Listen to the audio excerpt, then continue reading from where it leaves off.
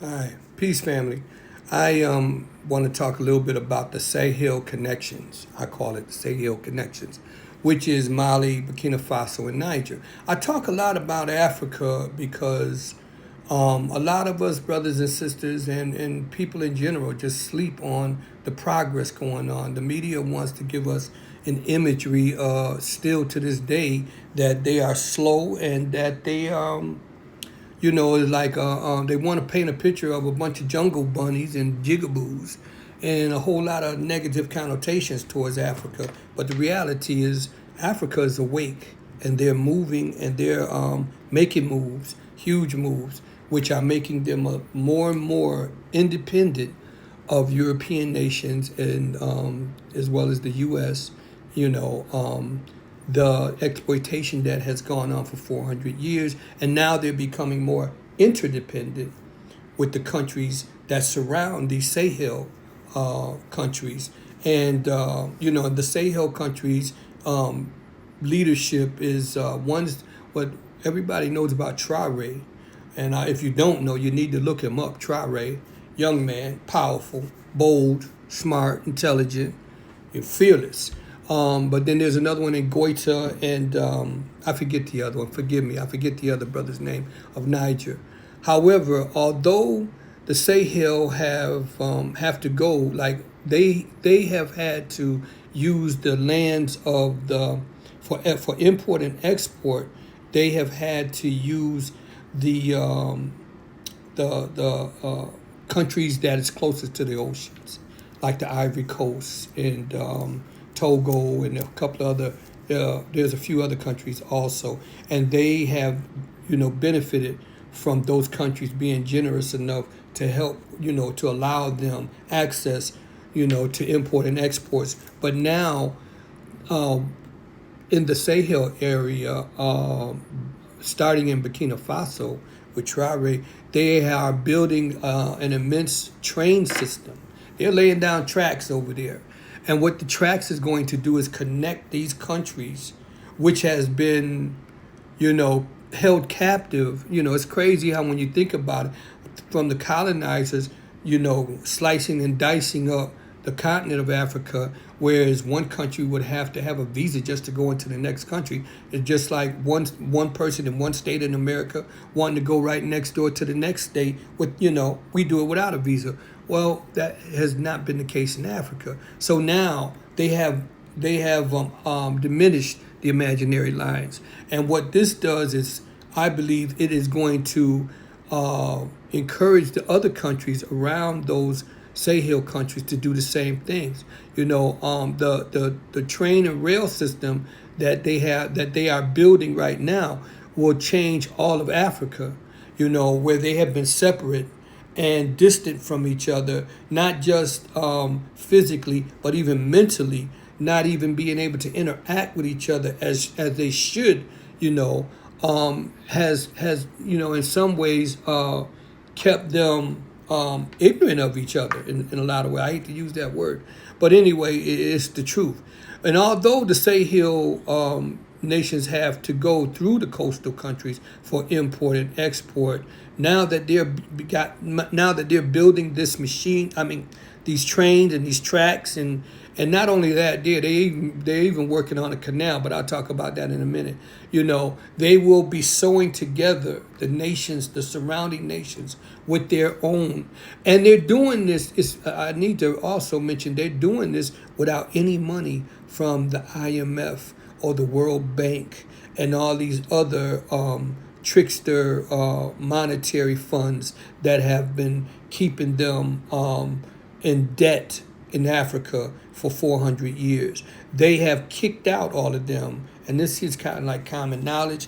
But what has happened is now, with leadership like with Traore and these other two generals, they are rising up. They are experiencing a resurrection of some kind, whereas we come from Africa was the first continent of civilization and royalty, and you name it, with sewage systems and even had some type of lighting on the streets of Africa, way back, before Christ or whatever, and it's like it's not talked about. But right now, we're not even talking about history. We're talking about right now in Africa, this here rebirth, it's like the trains will provide will be for passenger access as well as cargo.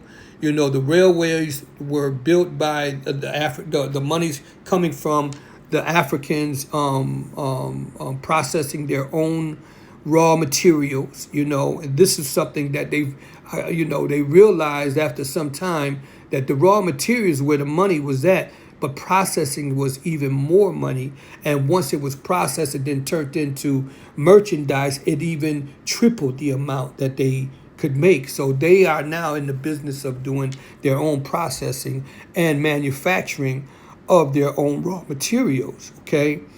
And now with the railway system, people and merchandise, especially this is especially good for farmers as well, because fruits and vegetables can now make it, distances which would have caused them to travel for days, days to do a delivery. Now it's a matter of hours, and you should know in the hot ass sun.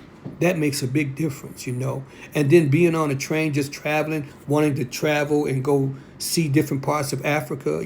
Africans like to probably like to, look around also. A lot of them are just like some of us in the cities right here in America. Some people have never even left the city they was born in, have never seen outside of their city. So imagine, now these people are able to travel and get out and see the world, right? I applaud, man. I'm gonna tell you, I applaud what's going on over there. This dude Traore is a force, man, and I pray again that God continues to shield him, that the spirits, that the ancestors continue to lead him, shield him, and direct him. You know what I'm saying? The railway will cause all kind of economic growth, and then on top of that, there you will see. They already doing infrastructure and infrastructure, over in the Sahel area. Traore is now working on a canal. I forget how many miles it is, but it's pretty long, and it's going to cover so much area, which will travel kind of like into other countries that are cooperating with them, which will also cause give the opportunity to build large irrigation systems, so that the farming over there, it's like we have seen so much brown land in Africa. From what he is doing right now, we will start seeing some green over there. Hence, if God does not allow these devils to get back over there, and try and destroy what is being done over there. Yeah, they're going to try, but like I always tell you, you can have a Goliath, but when God is in the picture, you can have a frail man with one arm and one leg and one eye, and will win the battle when God is involved with it. Okay?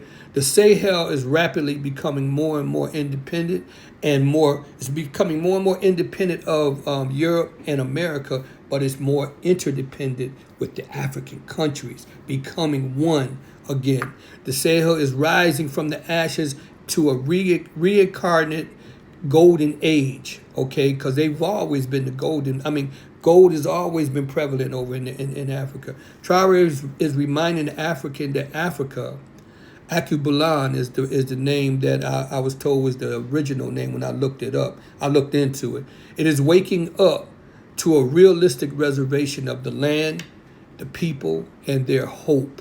I just want to list just a few things, right? What's being built: roads, schools, hospitals, farms. Youth empowerment is going on. Irrigation systems are going on over there. The canal I just told you about, trains. Mining is going on of their own gold, silver, cobalt, uranium. They've just developed a airline, right, called Air Burkina Airlines. They are doing things. And let's keep our eye on it until next time. Peace.